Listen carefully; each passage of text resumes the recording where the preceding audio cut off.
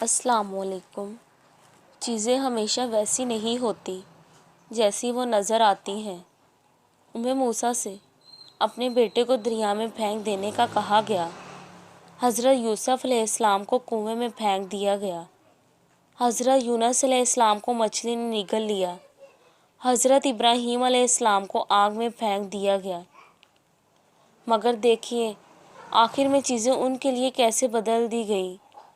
اللہ نے ہمیشہ ہمارے لیے اچھا رکھا ہے۔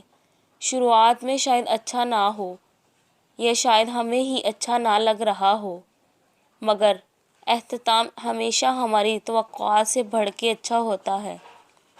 اگر آج آپ کو بہت سی مشکلات کا سامنا کرنا پڑ رہا ہے تو یقین رکھیے اور آنے والے کل کی بہتری کے لیے دعا گو اور پرعزم رہیے۔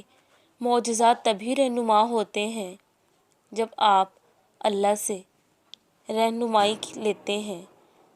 تمام طاقت، تمام حکمت، تمام دانائی اسی ایک کے لیے ہے۔